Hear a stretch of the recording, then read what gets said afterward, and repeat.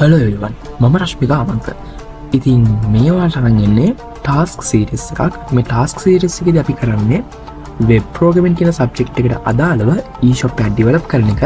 මේ ඊශොප් එක ඩිවලප් කරන ගමන් ඔයාලට මේක ටාස් බයි ටාස් මම මේ කරේ කොමුණ කියලා බලාගන්න පුළුවන්.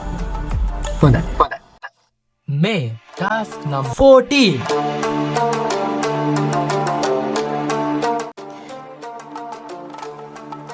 රයිට්. ඉතින් අද අපි කතා ගන්න ටාස්ක් නම්බර් 14. ටාස්ක් නම්බර් 12 සහ 13 වල කතා කරේ ඇඩ් ප්‍රොඩක්ට් කියන පේජ් එක කොහොමද අපි ෆ්‍රන්ට් එන්ඩ් පාර්ට් එක සහ බෑක් එන්ඩ් පාර්ට් එක ඩෙවලොප් කරේ කියන එක. ඉතින් ටාස්ක් නම්බර් 14 වල අපි කතා කරන්න යන්නේ මෙතන ප්‍රොසෙස් එක කොහොමද සිද්ධ වෙන්නේ. හරි. ඉති ම මේකට යස් කරනවා ඩමි ප්‍රඩක්ටක් විතර ඇඩ් කරගත්ත එසුස් ලප්ටොප් ගේමින් කෙන ප්‍රක්් එක මේ ප්‍රක්ටි මං අප්ඩේට් කල පෙන්වා කොහොමද මෙතන ප්‍රසෙස් එක වෙන්න කියලා. මුලින් අපි UI පාර්ට්කට යන් කොහොමද මේක ෆ්‍රන්ටෙන්ටලි යසගෙන්ට බාල්දි පේන්න කියලා. ඊට පස මංවලත් කතා කරන්න මේ ඩේටපේස් එක වෙනස් වෙන්න කොමදි කියලා හේඩියස්ක විදිස් කරගෙන සෆයින් යක් කතා කරමු කොහොමද මේකේ ප්‍රොසෙස් එක සිද්ධ වෙන්න කියලා VS කෝඩ් එක හරහා. රයිටල වෙනවා මගේ ඊශොප් එකත් මගේ රයිට් සයිට් එක සහ හේඩියස්කිවල් එක ලෙෆ් සයිට්ගේ මන් මල්ටිටස්කින් දාගෙන තියෙනවා. පාල්ට ලේසි වෙන්න එක්ස්පලයින් කරන්න. ඉතිත් මුලින් බලමු මම මෙතන වාල්ට කියන මොකක්ද ලප්ටොප් ප්‍රඩක්ටක් කියලා මේක තම ප්‍රඩක්ට ඇසුස් ලප්ටොප් කියන එක වල්ට පෙන ප්‍රඩක්ට් අයිඩ එක 19 සහ මේ තමා අපේ ලප්ටොප් එක අබල මේ අප්ඩේට් කල කොමද අප්ඩේට්ක් සිද්ධ වෙන්න කියලා. මුලින්ම යන මයි ඊශොප් කියන ඩ්‍රොප්ටර් මෙන එක මයි ප්‍රඩක්් කියන එකට රයි් මෙතනවාල්ට වෙනවා මගේ සුස්කේමින් ලප්ටොප් එක මෙත ප්‍රක් සටේ ටෙස්ටලා තියෙනවා. මෙතන තියෙන බට්නයක් අප්ඩේට් කියලම වටලික් කරන්න රයි් මෙතන තින අපේ අප්ඩේට් ප්‍රඩක්් පේච් එක මේ ප්‍රඩක් පේච්චික වල්ල පේනවා ග්‍රේ කලයකින් සහ බ්ලෑන්ක් කලයකින් කොළම්ස් තියෙන ගන්නේ අප ප්‍රක් කැලගරක ප්‍රඩක් බෑන්් එක ප්‍රක් මොඩියෝල්ල එක කියන කොළම්ස් ග්‍රේ කලයකින් යෝගින් ප්‍රඩක් කල එක ප්‍රඩක්් අයිටම් එක කොස්ට එක වගේ කොළම්ස් ග්‍රේ කලයකින් තියෙන්නේ. මෙහම තියෙන කොළම් අපිට චේන්ච් කරන්න බෑ. ඒවගේ මේ ප්‍රඩක්් ටයිල් එක එතකොට කොන්ටිටිය එක ඩිවරි කොස්ට එක ප්‍රඩක් ඩිස්ක්‍රපෂන් ඉමේජස් වගේ දේවල් අපට චේන්ච් කරන්න පුළුවන්. මම මේ චේන්ජ් කරන්නම් මට ඕනේ එසුස් ලප්ටොප් එක එසුස් ටප් ලප්ටොප් පැක් කියලා ප්‍රඩක් ටයිටල් එක දාලා ඩිස්ක්‍රපෂන් චේන්ජ් කලා ප්‍රඩක්් ඉමජස් තුනක් අප් කරන්න එසුස් ටෆ් ලප්ටොප් එක මමතන ගේම් කියන එක ටෆ් කියලා නස් කරන්න.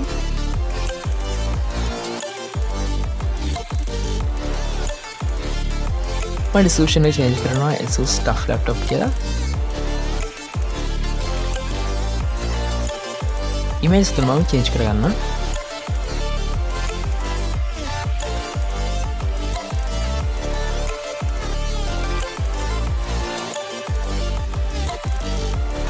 ෆයිනලි මං ප්‍රොඩක්ට් අප්ඩේට් කියන එක දෙනවා. ඔයාලා වෙනමට ඇලර්ට් එකක් ඇවිත් තියෙනවා ප්‍රොඩක්ට් අප්ඩේට් සක්සස්ෆුල් කියලා. රයිට් ඔයාලා වෙනම තමයි මගේ ප්‍රඩක්් එක ඇසුස් ටෆ් ලප්ටොප් කියලා තියන්නේ. අබලම ඩේටබේස් එකේ තාමත් තියෙන ඇසුස් ගේමින් ලැප්ටොප් කියලා මම රිෆ්‍රෙෂ් කරලා පෙන්නන්න. රයිට් ප්‍රඩක්ට් ID එක 19 යටතේ ඔයාලා පෙන මගේ චේන්ජ් වෙලා තියෙනවා ඇසුස් ටෆ් ලැප්ටොප් කියලා. දැන් අපි බලමු මේකේ ප්‍රඩක්ට් ඉමේජ් එක කොහොම චේන්ජ් වෙන්නේ කියලා. මේකට මම වෙනම කොලම් එකක් හදාගන්න සිද්ධ වුණා ප්‍රඩක්ට් ඉමේජස් කියලා. මෙතන ප්‍රඩක්ට් ඉමේජ් කියන කොළම් එක මෙතන සිද්ධලා තියන්නේ අපේ ප්‍රඩක්ට් ඉමේජ් ID කියලා යුනික් කිය එකක් එමෙතන ප්‍රයිමරි කිය එකක් තියෙනවා සහ මේ කොළම් එකට අපි ෆොරෙන් කිය එකක් විදිහට ප්‍රඩක්ට් ID එක ඇඩ් කරගෙන තියෙනවා. එතකොට ඔයාලට මෙතන තියරි එක පැහැදිලි ඇති. සරලවම සිද්ධ වෙන්නේ අපේ ප්‍රඩක්ට් ID කියන ෆොරෙන් කිය එකට අදාළව ප්‍රඩක්ට් ඉමේජ් ID එකක් ක්‍රියේට් වෙනවා. එතන තියෙන ඉමේජ් එක තමයි ඉමේජ් URL එක තමයි ස්ටෝර් වෙන්නේ ප්‍රඩක්ට් ඉමේජ් පාත් කියන කොළම් එකේ. රයිට් දැන් අපි කතා කරමු මේකේ බෑක් එන්ඩ් පාර්ට් එක නැත්නම් කෝඩින් පාර්ට් එක ගැන.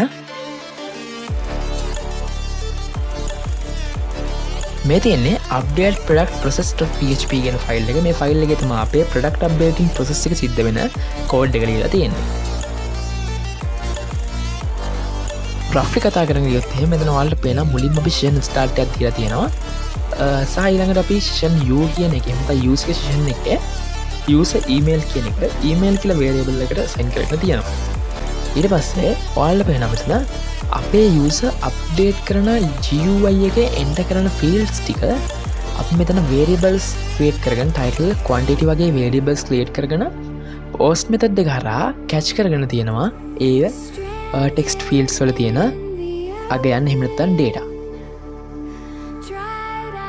මෙතනින් පස්සේ තමා අපි database කියන class එකේ IUD කියන function එක call කරලා update code එකක් pass කරනවා අපේ product එක set කරන්න කියලා product කියන column එකේ product title කියන එකට අපේ user අලුතෙන් දුන්න title කියන variable එකත් product quantity කියන එකට quantity කියන variable එකත් මේ වගේ අපේ අලුත් updates ටික මෙන්න මේ line එකෙන් අපි pass කරනවා.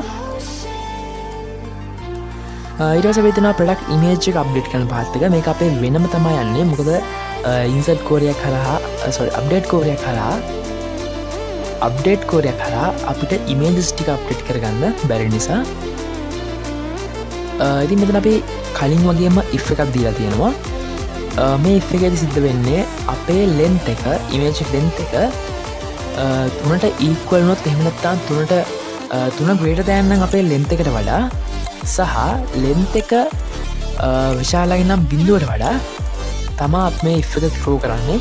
if එක true කරොත් තමයි මේ පල්ලේ තියෙන code line ඔක්කොම run වෙන්නේ සහ finally එක එකක් හම්බෙන්නේ success කියලා. එහෙම නැත්නම් අපිට එනවා invalid image count කියලා. මොකද if එකේ condition එක තියෙන්නේ image count එක පිළිබඳව මේ condition එක pass උනේ නැත්නම් ඒකේ තේරම තමයි user input කරලා තියෙන images ගන්න වැඩි එහෙම නැත්නම් images input කරලා නැහැ කියන එක. right ඔයාලා මේ කෝඩ් එක බලමු පේනවා image එක අප්ලෝඩ් වෙන්නේ අපේ ෆයිල් path එකකට අපි දෙන folder path එකකට image එක අප්ලෝඩ් වෙලා ඒ folder path එකත් එක්ක image name එක තමයි අපේ column එකේ store වෙන්නේ. example එකක් විදිහට HDSQL open කරලා පෙන්නනවා. ඔයාලට පේනවා මගේ resources කියන එකේ product images කියන folder එකේ මගේ product image එකේ name එකත් එක්ක තමයි මේක save වෙලා තියෙන්නේ.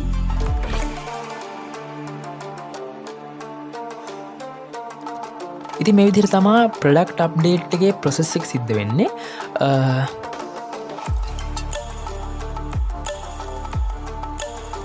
right ඉතින් මේ විදිහට ඉවරනේ අපේ task number 15 දැන් හම්බෙමු. thank you for your patience.